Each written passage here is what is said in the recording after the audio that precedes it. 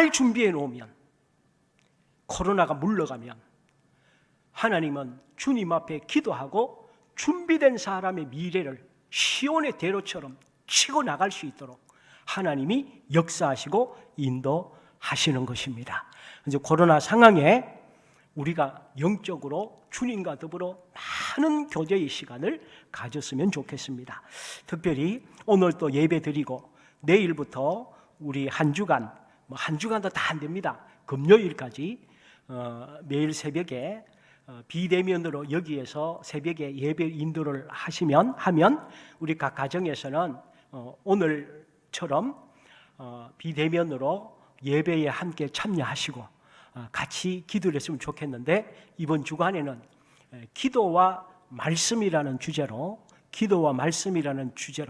제가 한 3일 전하고 우리 부목사님 두 분이 하루씩 전하고 해서 기도와 말씀으로 우리가 주님 앞에 한 해를 맡기는 특별 새벽 기도를 하기를 원하는 것입니다. 우리는 한 해를 보내고 새해를 맞을 때에 송구 영신 예배를 드립니다. 한 달을 시작할 때에 월삭 기도회로 예배를 드립니다. 한 주간을 시작할 때는 주일 예배를 드립니다. 그리고 중요한 일이 있을 때는 그때그때 하나님 앞에 예배를 드립니다. 왜 한 해를 마무리하고 새해를 시작할 때에 예배로 마무리하고 예배로 시작할까요? 한 달을 시작할 때에 왜 예배 드릴까요? 한 주일을 시작할 때에 왜 예배 드릴까요?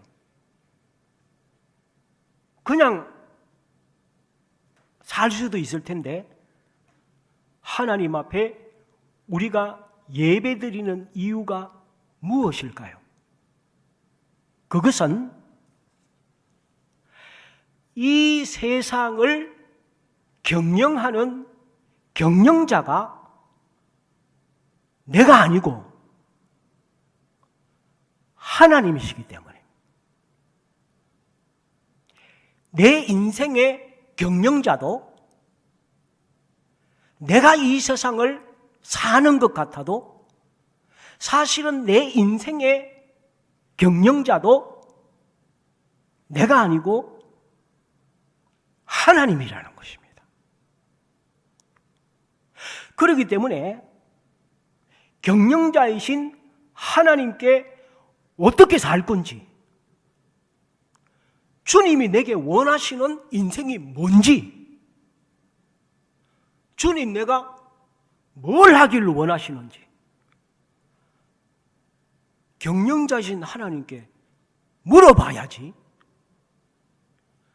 그리고 그 지시를 받고 인생을 살아야지. 그리스도인이라고 하면서도 우리 인생의 주인이신 하나님께 묻지 않습니다. 그리고 자기 방식의 인생을 살아요. 이것은 하나님이 우리에게 원하시는 것과는 전혀 다른 모습인 것이죠. 그래서 잠언 16장 1절에 우리 하나님께서 말씀했습니다. 마음의 경영은 사람에게 있어도 말의 응답은 여호와께 있느니라. 무슨 얘기입니까? 제가 그 밑에 해석을 적어놨습니다.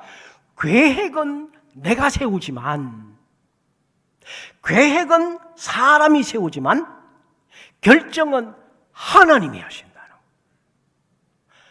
허락하고 안 하고는 하나님이 결정권자예요. 예레미야 10장 23절에도 말씀했죠. 인간이 자신의 운명을 스스로 결정할 수 없고 인생의 길을 결정하는 것은 인간 자신이 아니니이다. 그러므로 내 인생의 최종 결정자도 하나님이십니다. 그래서 성경에 보면, 오늘 본문에 보면 일반 사회에서 쓰는 단어가 성경에 쓰여지고 있어요. 경영이라는 단어이죠. 우리는 무슨 사업체를 경영한다고 할 때에 이 단어를 쓰지, 하나님이 경영이라는 단어를 쓰리라고는 우리는 좀 생소할 수 있습니다. 근데 하나님은 성경에 보면 실제로 경영이라는 단어가 30회 정도 기록이 되어 있는데 사실은 엄청나게 많습니다. 그런데 이것을 경영이라는 단어 외에 이것이 다른 단어로 이렇게 분산해서 해석했기 때문에 그렇지, 사실은 경영이라는 단어가 우리 성경에 보면 계획이라는 단어 또는 작정이라는 단어, 섭리라는 단어, 이런 단어로 다 분산해서 해석이 된 것이지 모두가 경영이라는 단어입니다. 즉 하나님이 이 세상을 경영하신다는 거예요. 그래서 하나님이 이 세상을 경영하실 때에 혼자서 하시지 않으시죠. 하나님의 경영에 참여할 사람을 하나님이 뽑으시고 선택하시는 것입니다. 이걸 우리는 다른 말로 동행이다, 동력이라는 말을 쓰는 것입니다. 그래서 우리가 기도할 때에, 주님 앞에 간구할 때에 하나님, 내 인생에 하나님이 동참해 주십시오라고 기도하면 안 되고, 하나님, 나를 하나님의 경영에 참여하게 하여 주시옵소서. 이게 맞는 것입니다. 근데 많은 사람들이, 저도 그렇게 할 때가 있죠. 내가 계획을 세우고 내가 원하는 것을 설정해 놓고 하나님을 여기에 동참을 시키려고 그래요. 주객이 전도된 거예요. 우리가 하나님의 경영에 참여자가 되어야 되는 거예요. 그리고 하나님은 아무나 참여시키지 않죠. 하나님이 어떤 분이신데, 우리는 같은 사람인데도 사람 속을 모르잖아요. 늘 같이 지내왔는데도 속고 속이잖아요. 근데 하나님은 절대로 속는 분이 아니시죠.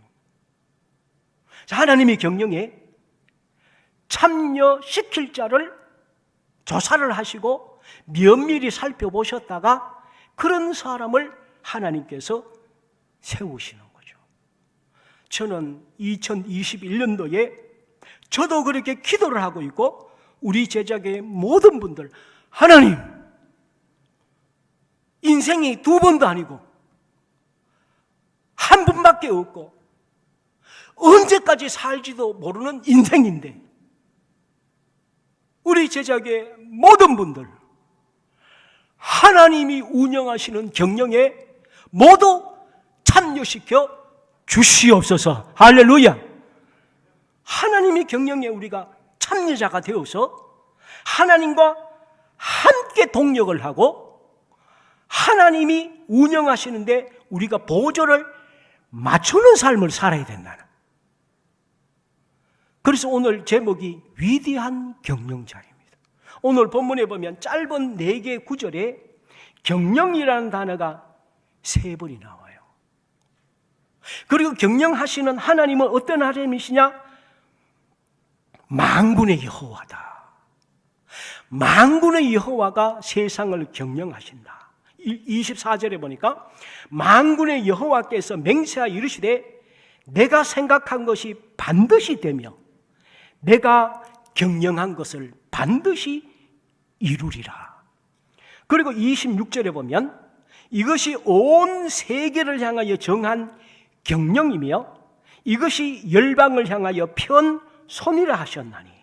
27절에 만군의 여호와께서 경영하셨은즉 누가 능히 그것을 패하며 그의 손을 펴섰은즉 누가 능히 그것을 반대하거나 반역하거나 돌이키게 할 수 있는 자가 누가 있느냐 라고 말씀하시는 것입니다.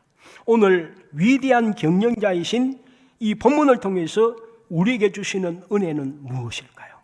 먼저 우리 하나님은 온 세상을 경영하십니다. 하나님은 온 세상을 경영하십니다. 하나님은 창조하신 세상을 보존하시고 그리고 통치하십니다. 그리고 경영을 하시는데 이 세상에 어떤 기업주가 보면 자기가 경영자라고 자기 기분대로 하는 경영자들도 굉장히 많이 있죠. 그래서 매뉴얼이 없어요. 그냥 자기 기분이 경영 방침이에요. 그런 기업은 춤을 추죠. 제멋대로 돌아가죠. 그러나 우리 하나님께서 이 세상을 창조하셨다고 해서 하나님 감정대로 기분대로 세상을 운영하시는 것이 아니라 반드시 매뉴얼을 정하셔서 매뉴얼대로 세상을 이끌어 가시는 거죠. 그 매뉴얼이 무엇입니까?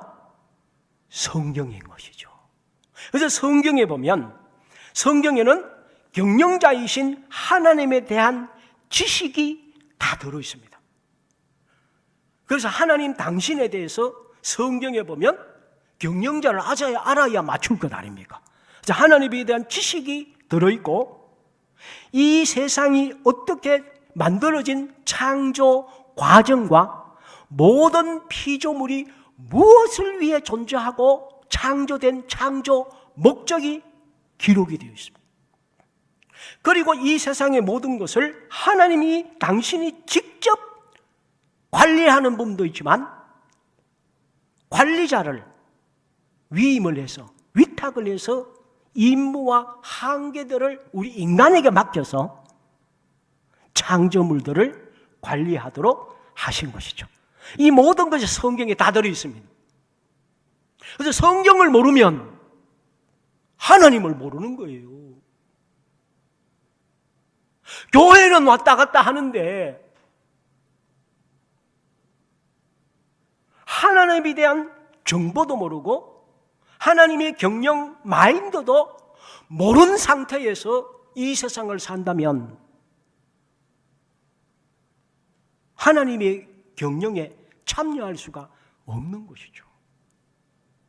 저는 우리 제자교회는 사회에서도 다 자리를 잘 잡은 분들이신 것을 우리 다 알지 않습니다. 그런데 이제는 그것을 뛰어넘어서 지금까지도 주님 앞에 신실하게 신앙생활해 오셨고 요즘 제가 참 하나님께 감사하는 것이 이 코로나 지난번 첫 번째 우리가 비대면으로 예배 드릴 때보다가 지금 두 번째 비대면 되면서 예배 드릴 때에 우리 모든 교육자들이 지금 신방을 하고 계속 살피는데 보니까 그전보다가 더 경성해서 주님 앞에 신앙생활하는데 힘쓰고 애쓰고 있는 모습들이 보여져서 하나님께 진심으로 감사하고 있습니다. 우리 제자교회는 앞으로도 더 올 한 해 더 주님을 잘 섬기고 영적으로 더 깊어지는 축복이 우리에게 있을 줄 믿습니다.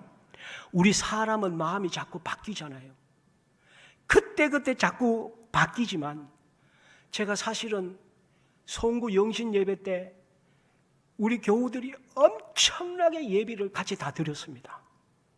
그게 통계상으로 다 나오는데 마음속에 야, 송구 영신 예배 드리고 하루 있다가 또 주일 예배 드리면 이제 다 지치기도 하고 그래서 신년 첫 주일인데 시작이 반인데 혹시라도 풀어져서 오늘 주일 예배 드리는데 그만 나태해지지 않을까?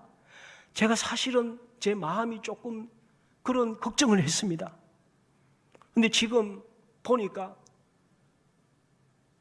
각 가정에서 방송으로 흔들림 없이 예배에 참여하시는 모습들이 보여져서 진심으로 주님 앞에 감사하면서 그러면 그렇지. 우리 제자교회가 어떤 시련을 이겨나왔는데 저도 모르게 감동이 되고 진심으로 우리 모든 분들에게 감사를 드립니다. 하나님은 우리를 향한 하나님의 마음은 변함이 없어요. 문제는 우리가 변하는 거예요. 믿음도 변하고 신앙도 변하고 충성도 변하고 뭐 좀 축복받고 잘 되면 교만하고 우리가 변하는 게 문제예요. 근데 우리 하나님은 변함이 없으세요. 하나님이 만약에 들쭉날쭉 변화한다면 우리는 다 죽는 거예요. 우리 하나님은 사무엘상 15장 29절에 보면 분명하게 밝혀놨어요.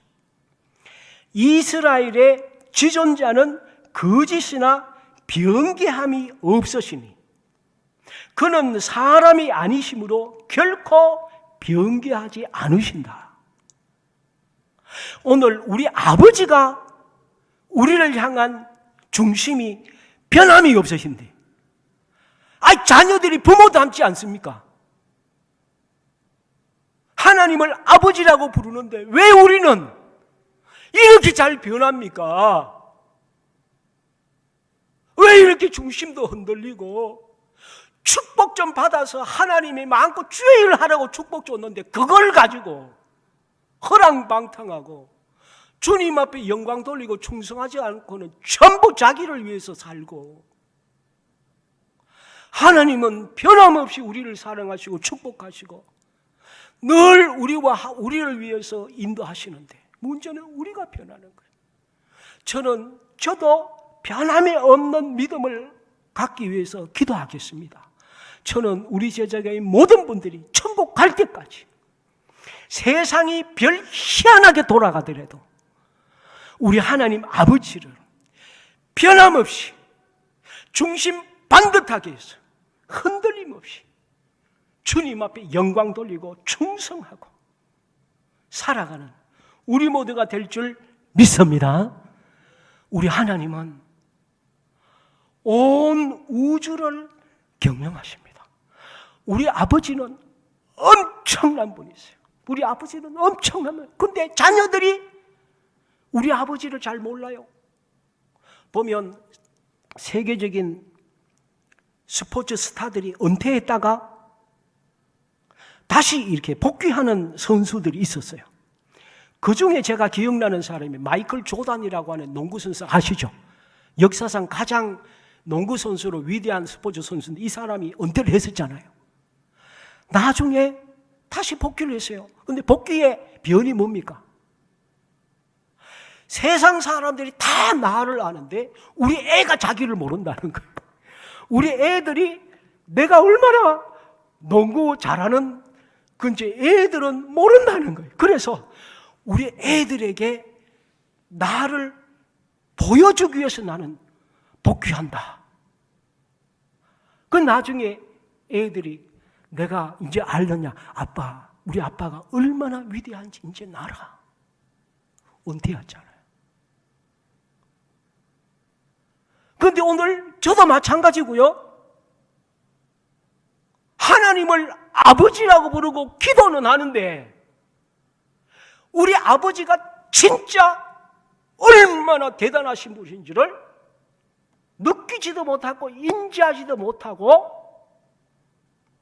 아버지를 형식적으로, 아버지가 대단하면 자녀가 어깨에 힘이 들어가야 될 것 아닙니까? 세상 앞에 기계가 있어야 될 것 아닙니까? 세상에 따덤벼도 우리 아버지가 하나님이야. 세상이 감당할 수 없는 영적 기계가 있어야 되는데 과연 우리가 지금 그런 생활을 하고 있느냐는 거죠. 우리 아버지는 느헤미야 9장 6절에 보면 말씀했습니다.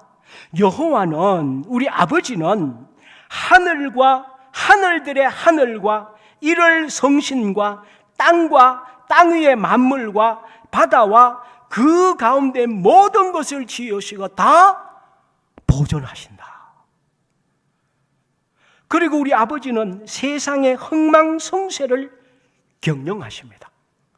요즘 이사야서를 계속 강의하고 있는데 이사야 13장부터 23장까지에 보면 이스라엘 주위 열강들에 대해서 우리 하나님께서 선포하신 말씀들이 13장에서 23장까지 기록이 되어 있습니다. 오늘 본문도 그 가운데 있는 말씀인데 여기에 말씀 주 내용이 뭔가 하면 이스라엘 주위에 바벨론, 아수르, 블레셋, 모압, 다메섹, 구스, 애굽, 아라비아, 셈나, 두로와 시돈들에 대한 주의 열강들에 대한 하나님의 운영 방침, 내가 이렇게 하겠다는 것이 이사야서에 기록이 되어 있습니다. 무엇입니까? 하나님이 이 세상 나라들조차도 모든 흥망성쇠를 가지고 있는 키가 하나님이라는 것. 세상 나라들의 흥망성쇠는 하나님께 달려 있습니다. 요즘 중국의 시진핑이라는 국가 주석이 집권하면서 기독교를 탄압하기 시작했습니다. 한국의 우리 교단만 따지면 거의 200가정이 넘는 선교사들이 중국에 파송받아 있었습니다. 그중에 지금 통계로 서너 가정 빼놓고는 다 추방당했어요. 우리 교단만. 그러니까 모든 다른 교단도 마찬가지라요. 지금 중국은 얼마 지나지 않으면 지금은 세계 경제 규모가 2위 아닙니까? 곧 있으면 세계 1위가 된다는 이러한 탐욕을 가지고 죽기 살기로 달려들고 있고 교만이 하늘을 찌르고 무소불위의 권세를 이 시진핑이가 부리고 있습니다. 그러나 하나님은 세계 최강국이든 애굽이나 아수르나 바벨론이나 로마나 이 모든 것들도 교만과 패역에 빠졌을 때는 폐기 처분하신 분 우리 하나님이십니다. 하나님을 대적하는 정권이 얼마 갈지는 우리가 정말 두고 볼 일입니다. 근데 요즘 들려오는 소식이 있습니다. 시진핑이가 뇌혈관에 문제가 생겨서 수술을 받았다고 하는 얘기가 나오고 있고 실제로 이 수술을 홍콩의 의사가 했다는 얘기까지도 나오고 있습니다.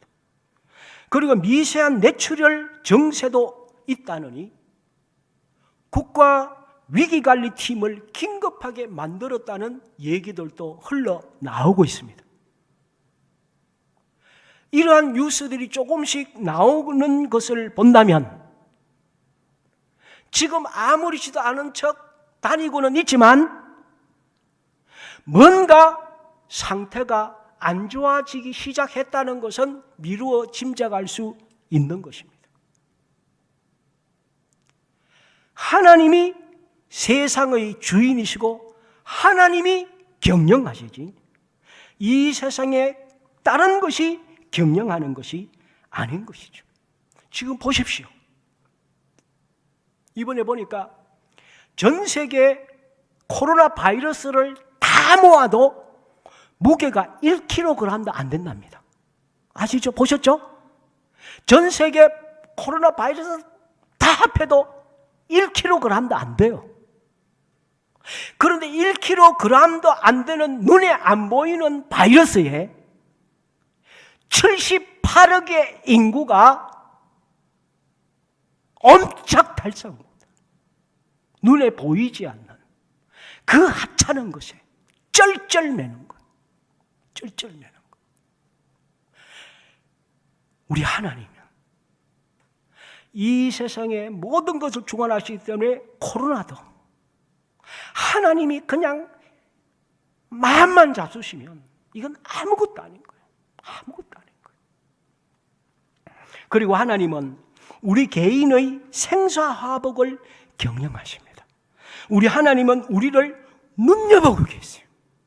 한 사람 한 사람 하나님이 눈에 안 보이니까 우리를 안 살피는 것 같아도 하나님은 우리를 면밀히 보고 계세요.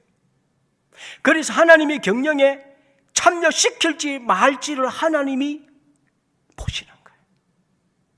그래서 사람마다 하나님이 다루시는 경영하시는 게 다 다르죠. 그래서 복을 줄 자에게는 복을 주시고 훈련이 필요한 사람에게는 돌려버리시고, 시련을 줄 자에게는 시련을 주시고, 연단이나 책망이나 경고와 책벌, 권면, 징계, 때로는 기회를 주어도 회개하지 않을 때는 강력한 심판을 통해서 하나님께서 사람마다, 가정마다, 조직마다 처방을 내리시는 거예요.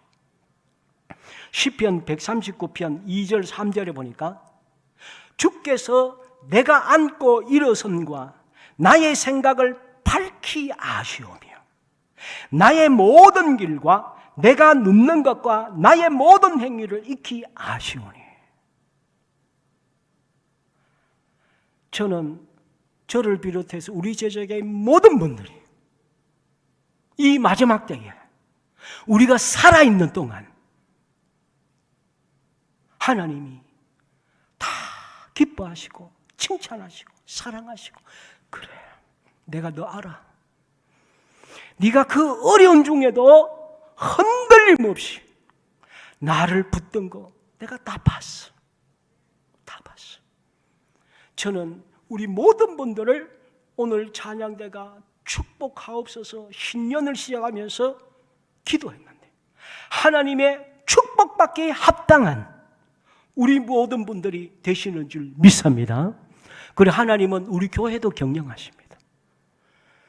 저도 제가 주님 앞에 기도할 때에 오늘도 그렇게 기도하고, 하나님 명령하여 주세요. 하나님 지시해 주세요. 하나님께 그렇게, 하나님 제가 이런 계획을 가지고 있으니까 하나님 도와주세요. 저를 그렇게 기도하지 않습니다. 하나님 지시해 주세요. 제가 뭘 압니까? 제가 배웠으면 이 배운 게 주님 앞에 뭔 쓸모가 있습니까? 제가 종이지 주인이 아니잖아요. 지시해 주세요. 명령해 주세요. 앞서가세요. 제가 따라갈 겁니다. 따라갈 겁니다. 여러분 주님 앞에 그렇게 기도하세요. 주님, 나에게 내 인생을 어떻게 살지 명령해 주세요. 지시해 주세요. 깨닫도록 인도해 주세요. 이게 맞는 겁니다. 이게 맞는 겁니다. 그리고 우리가 본문을 통해서 정확하게 주님이 주시는 은혜가 무엇입니까? 하나님의 경영은 반드시 이루어진다는 것입니다. 하나님의 경영은 반드시 이루어집니다. 우리 인간은 아무리 계획하고 준비해도 실패합니다. 그러나 하나님의 생각과 계획은 완벽하게 이루어집니다. 오늘 이사야서 14장 24절 27절 본문은 아수르에 대해서 하나님이 선포하신 내용입니다. 아수르에게 하나님께서 뭐라고 선포하십니까? 25절에 보니까 내가 아수르를 나의 땅에서 파하며 나의 산에서 그거를 너희들을 짓밟으리니 그때에 그의 멍에가 이스라엘에게서 떠나고 그의 짐이 그들의 어깨에서 벗어질 것이라. 하나님께서 아수르를 짓밟겠다 그러셨어요. 그런데 이때에 아수르는 난공불락의 나라였습니다. 인류 역사상 가장 포악한 나라가 아수르라고 역사학자들이 이구동성으로 주장해요. 그 정도로 아수르는 폐역하고 오랑캐같고 악한 나라예요. 그리고 아주 강력한 나라였어요. 겁이 없는 나라예요. 이런 나라를 하나님께서 내가 너희들 그냥 안 둬? 내가 너희들 그냥 안 둬? 내가 반드시 짓밟고 말 거야. 그 얘기예요. 역사에서 어떻게 됐습니까? 이때에 아수르가 짓밟혀가지고, 여러분 잘 아시지만 그동안 있었던 제국들은 망해도 다 그 다음 나라로 연결이 됩니다. 바벨론 제국도 하나님이 짓밟았지만 바벨론의 후예가 이라크 아닙니까? 페르시아 바사를 하나님이 심판하셨지만 지금 이란 아닙니까? 로마는 이탈리아고 마케도니아는 알렉산더 대왕의 후예들의 그리스와 마케도니아 제국, 나라는 주저앉았지만 존재하는 겁니다. 근데 아수르는 하나님께 땅에서 완전히 짓밟는다는 형태가 없어진다는 얘기 아닙니까? 실제로 아수르는 지금 나라가 없습니다. 그냥 다 흩어져서 자기들끼리 그냥 여기저기 흩어져 살 뿐이지 오늘 하나님이 예언하신 그대로 된 것입니다. 하나님이 계획하시고 선포하신 것은 다 이루어집니다. 그러므로 우리는 하나님의 은혜와 복받을 기회를 놓치면 안 됩니다. 하나님이 우리에게 충성할 기회를 주셨을 때 충성해야 되는 거예요. 주님의 일에 경영에 참여하기를 원하실 때 참여해야 돼요. 근데 많은 그리스도인들이 주님의 요청에 자기가 거부해요. 그리고 자기 인생의 기회가 계속 하나님이 주실 것이라고 착각해요. 지금은 제가 때가 아닙니다. 전 다음에 하겠습니다. 나중에 제가 좀 정리가 되면, 형편 피어지면. 그 얘기 뭔 얘기예요? 내 인생의 경륜자가 나라는 얘기예요. 기회를 주시고 안 주시고는 하나님이 결정하세요. 근데 저를 포함해서 많은 그리스도인들이 하나님을 아버지라 부르고 하나님이 창조자고 하나님이 내 인생의 주인이라고 말은 하는데 실제로 행동은 그게 아니에요. 전부 지가 자기 결정해서 자기 인생은 자기가 다 주장하는 거예요. 이런 일들이 얼마나 많습니까? 그래서 하나님이 주시는 기회, 회개할 기회 스스로가 다 버려요. 이 세상이 지금 그러지 않습니까? 그래서 하나님이 주시는 기회를 잃었을 때에 저는 이 성경 말씀 준비하고 읽다가 제가 겁이 나서 읽기가 겁이 났어요. 우리가 지금 이사야 14장을 지금 보고 있습니다마는 이사야 13장 말씀이 보면 바벨론에 대한 하나님의 심판의 내용이 이사야 13장에 나오는데 제가 짧은 9절만 말씀드리겠습니다. 9절 말씀에 보면 이런 말씀이 있어요. 보라, 여호와의 날, 곧 잔혹히 분냄과 맹렬히 노하는 날이 이르러 땅을 황폐하게 하며 그 중에 죄인들을 멸하리니. 그리고 11절에 보면 내가 세상의 악과 악인의 죄를 벌하며 교만한 자의 오만을 끊으며 강포한 자의 거만을 낮출 것이며. 그리고 또 12절에 보면 내가 사람을 순금보다 희소하게 하며 인생을 오빌의 금보다 희귀하게 하리라. 하나님의 심판이 무섭다는 것을 보여주었습니다. 지금 코로나 때문에 1kg도 안 되는 코로나 때문에 78억이 전전긍긍하고 꼼짝을 못하고 이렇게 오금을 못 피는데 이건 아무것도 아니에요. 아무것도 아니에요. 그냥 마스크 쓰고 조심하면 피할 수 있는 거예요. 하나님이 경고하시는 것 아닙니까? 이거는 진짜 하나님의 무서운 심판에 비하면 아무것도 아니에요. 그런데 지금 세상은 정신을 안 차리고 있어요. 하나님께 돌아오지 않고 있어요. 하나님을 떠났던 사람들이 당자는 그래도 아버지 앞에 돌아오기나 했어요. 교회마다 예배드리는 숫자가 늘어나고 있나요? 주님 앞에 영적으로 경성하고 있나요? 내가 언제 죽을지도 지금 전 세계 매일 죽어가는 것은 그냥 홍수처럼 죽어가고 있어요. 근데 전부 남의 얘기처럼 여기고 있잖아요. 전 세계 하나님 앞에 진심으로 두 손 들고 정신 머리를 털고 내가 그동안 내가 왜 그렇게 살았지? 내가 죽으려고 환장한 거야. 주님이 지금 나를 부르시는구나. 이렇게 해서 주님 앞에 돌아오는 사람들이 있느냐고요. 하나님의 심판은, 코로나는 아무것도 아니에요. 무서운 하나님의 심판이 기다리고 있는데도 정신이 없는 거예요. 베드로전서 4장 7절에 베드로 통해서 말씀하십니다. 만물의 마지막이 가까웠으니 정신을 차려라. 깨어라. 깨어라. 그런데 지금 깨어서 정신을 차리는 그리스도인이 얼마나 있습니까? 저는 주님 앞에 우리 제자교회 교인들이라도 하나님 깨어있게 하여 주시옵소서. 이 사태를 그저 바이러스 문제로, 그저 병균 문제로 돌리지 말고,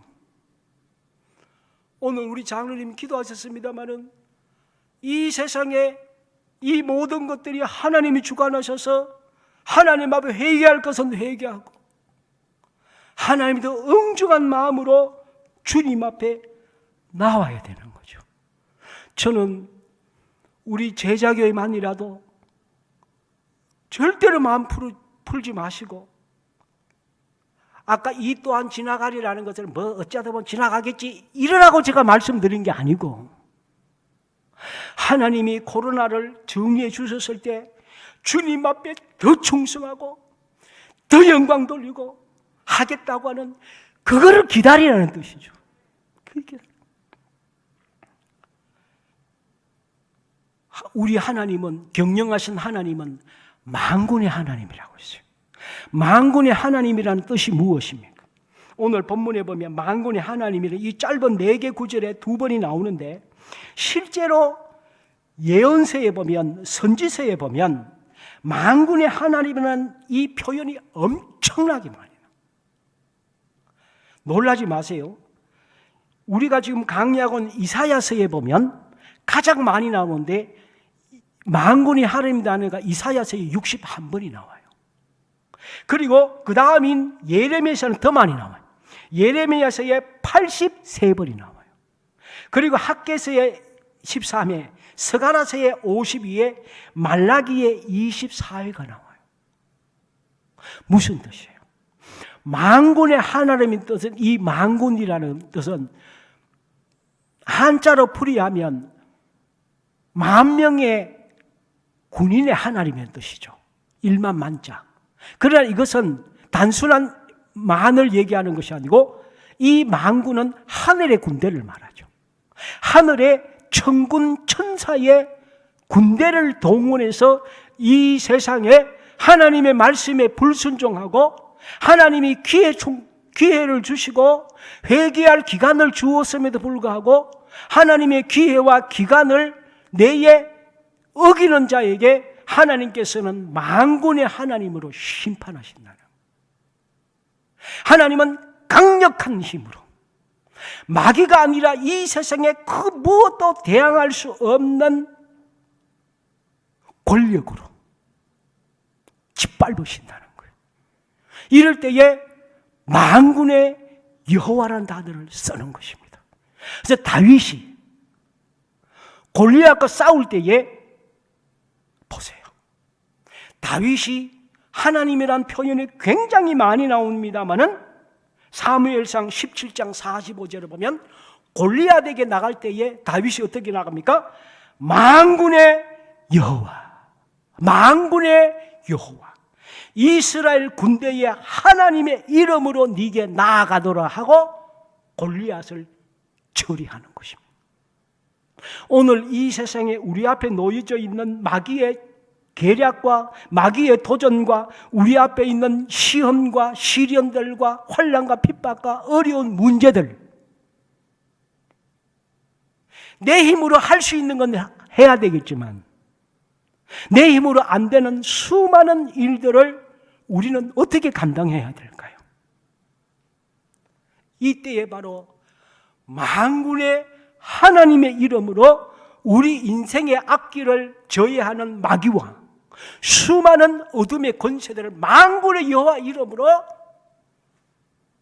처리해야 된다. 압도해야 된다. 압도.